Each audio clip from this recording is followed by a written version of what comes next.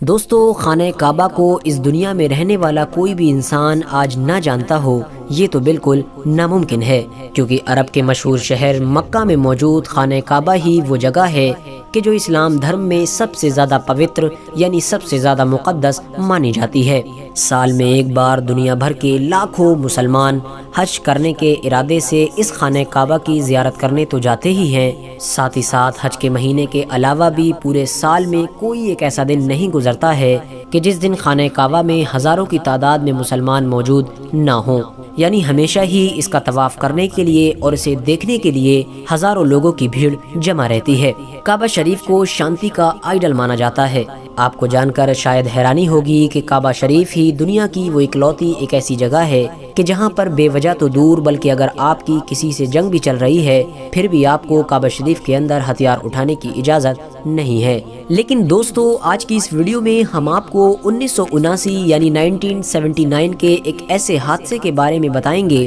کہ جسے سن کر آپ کے رونگٹے کھڑے ہو جائیں گے۔ آپ لوگوں میں سے جو بھی کعبے سے جڑے اس حادثے کے بارے میں پہلی بار سنے گا یقیناً اس کا دل خوف سے دہل اٹھے گا۔ دوستو، یہ کہانی ہے لگ بھگ آج سے 40 سال پہلے کی۔ 20 نومبر 1979 کا دن تھا اور اسلامک کیلنڈر کے حساب سے محرم کی 1 تاریخ تھی۔ صبح کے لگ بھگ 4:30 سے 5 بج چکے تھے اور ہر دن کے دستور کے مطابق ہی کعبہ شریف میں موجود سارے لوگ اپنی فجر کی نماز کی تیاری کر رہے تھے، لیکن کعبہ شریف میں موجود کسی بھی انسان کو اس بات کا احساس نہیں تھا کہ کچھ دیر بعد ہی کچھ ایسا خطرناک اور خوفناک ہونے والا ہے جو آج سے پہلے کبھی بھی اسلامک ہسٹری میں نہیں ہوا تھا۔ دوستو، جیسے ہی فجر کی نماز میں کعبے کے امام نے سلام پھیرا ویسے ہی آگے کی لائن میں ہی بیٹھے کچھ لوگ اپنے اپنے ہتھیار لے کر کھڑے ہو گئے اور انہوں نے فوراً کعبے کے اندر موجود سارے لوگوں کو قیدی بنا لیا۔ بتایا جاتا ہے کہ اس وقت کعبے کے اندر لگ بھگ ہزاروں کی تعداد میں لوگ نماز ادا کر رہے تھے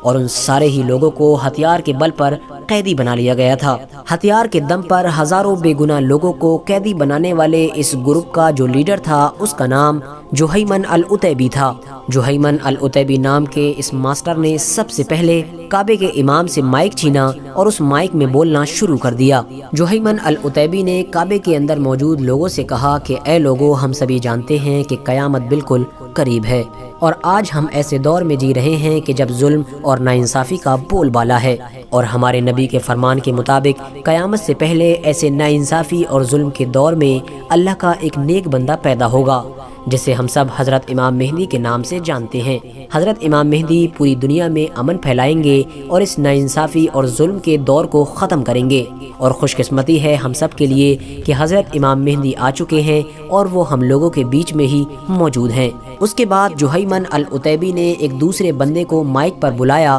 جس کا نام محمد القحطانی تھا اور اس کی طرف اشارہ کرتے ہوئے لوگوں سے کہا کہ لوگوں، یہی ہیں ہمارے نئے خلیفہ یعنی حضرت امام مہدی علیہ السلام، جو اس دنیا کو ظلم اور ناانصافی سے بچائیں گے اور اس پوری دنیا میں امن پھیلائیں گے۔ دوستو، کیونکہ وجہ یہ تھی کہ کعبہ شریف کے اندر اس وقت جو بھی ہزاروں لاکھوں کی تعداد میں مسلمان قیدی بنائے گئے تھے ان میں سے زیادہ تر مسلمان ایسے تھے کہ جو غیر عربی تھے، یعنی جو ایسے دیش سے تعلق رکھا کرتے تھے کہ جہاں پر عربی زبان نہیں بولی جاتی ہے، اور وہیں دوسری طرف ان دہشت گردوں کے ماسٹر مائنڈ یعنی جہیمن العتیبی نے مائک پر امام مہدی کے آنے کا جو اعلان کیا تھا وہ عربک زبان میں کیا تھا، جس کی وجہ سے وہاں موجود زیادہ تر لوگ تو اس کی بات کو سمجھ ہی نہ سکے تھے، لیکن کچھ % لوگ جو عربک جانتے تھے اور اس کی بات سمجھ گئے تھے وہ لوگ بھی بہت بڑی پریشانی میں مبتلا ہو گئے تھے، کیونکہ وہ لوگ نہیں سمجھ پا رہے تھے کہ یہ سچ میں وہی امام مہدی ہے کہ جس کے آنے کی خبر ہمارے نبی صلی اللہ تعالی علیہ وسلم نے دی ہے،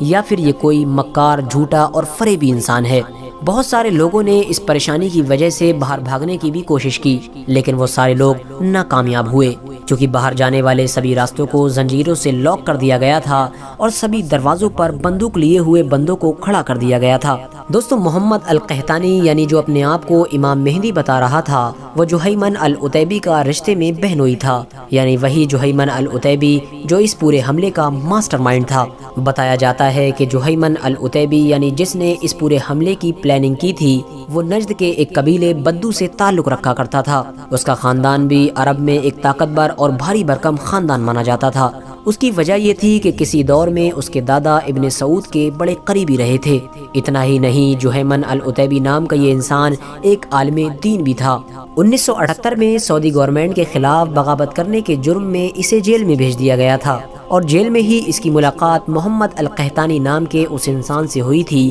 کہ جس نے بعد میں امام مہدی ہونے کا دعویٰ کر دیا تھا۔ جیل میں ہی محمد القحطانی نے اسے بتایا تھا کہ میرے پاس اللہ کی وحی آئی ہے اور میں ہی امام مہدی ہوں کہ جس کے آنے کا انتظار پوری دنیا کے مسلمان کر رہے ہیں۔ جہیمن العتیبی نے محمد القحطانی کی اس جھوٹی بات پر یقین کر لیا اور آگے کی پلاننگ شروع کر دی، اور جیل میں ہی ان دونوں نے یہ منصوبہ بنانا شروع کر دیا تھا کہ وہ آخر کس طرح سے سعودی گورنمنٹ کا تختہ پلٹ کریں گے۔ جہیمن العتیبی کو محمد القحطانی کے امام مہدی ہونے پر اتنا یقین ہو گیا تھا کہ اس نے اپنی ایک بہن کی شادی بھی محمد القحطانی یعنی جھوٹے امام مہدی سے کروا دی تھی، اور آخرکار ان دونوں نے 20 نومبر 1979 کو اس گھنونے اور خوفناک کارنامے کو انجام دیا تھا۔ اور ان لوگوں کا یہ ناپاک کھیل کعبے جیسی پاک جگہ پر لگ بھگ 15 دنوں تک لگاتار چلتا رہا تھا۔ شروع کے 4 دن تو انہوں نے خانہ کعبہ کے اندر موجود سبھی ہزاروں لاکھوں لوگوں کو قیدی بنائے رکھا، لیکن جب 4 دن کے بعد سبھی لوگوں کے لیے خوراک کا انتظام نہ ہو سکا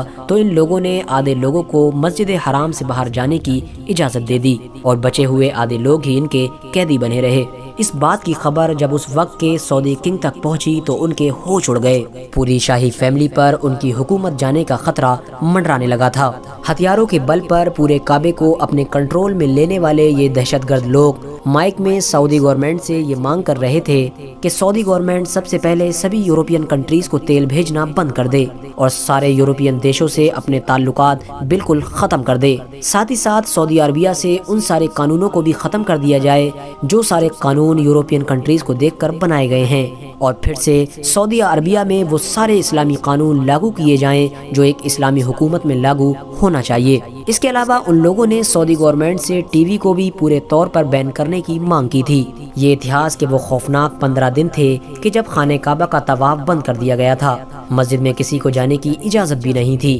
ساتھ ہی ساتھ پوری اسلامی دنیا میں بھی جگہ جگہ پر پردرشن ہونا شروع ہو گئے تھے۔ دھیرے دھیرے سعودی گورنمنٹ کے اوپر پریشر حد سے زیادہ بڑھتا جا رہا تھا۔ سعودی گورنمنٹ نے اس مصیبت سے پیچھا چھڑانے کے لیے سب سے پہلے اپنے کچھ اسپیشل کمانڈوز کو روانہ کیا، لیکن وہ سارے لوگ بھی ناکامیاب ہوئے، کیونکہ وجہ یہ تھی کہ العتیبی کے زیادہ تر لوگ مسجد حرام کے تہہ خانوں میں چھپے ہوئے تھے، اور کعبہ شریف تک پہنچنے کا بھی صرف ایک یہی راستہ تھا، لہٰذا جو بھی سعودی کمانڈو آگے بڑھنے کی کوشش کیا کرتا تھا اسے یہ لوگ گولی سے مار دیا کرتے تھے۔ اس کے علاوہ کعبہ شریف کے ادب کی وجہ سے سعودی گورنمنٹ کوئی بڑا اٹیک بھی نہیں کر سکتی تھی۔ سعودی گورنمنٹ کو ہر قدم بڑا سوچ سمجھ کر ہی اٹھانا تھا، کیونکہ اندر بہت سارے بوڑھے، بچے اور عورتیں بھی موجود تھیں۔ دوستو، اس دور میں سعودی اور فرانس کے رشتے بھی بہت اچھے تھے۔ سعودی نے سب سے پہلے فرانس سے مدد مانگی اور فرانس نے فوراً اپنی ایک اسپیشل ٹکڑی سعودی کی مدد کے لیے روانہ کر دی۔ فرانس کے ساتھ ساتھ سعودی نے اس مصیبت سے بچنے کے لیے پاکستان سے بھی مدد مانگی تھی،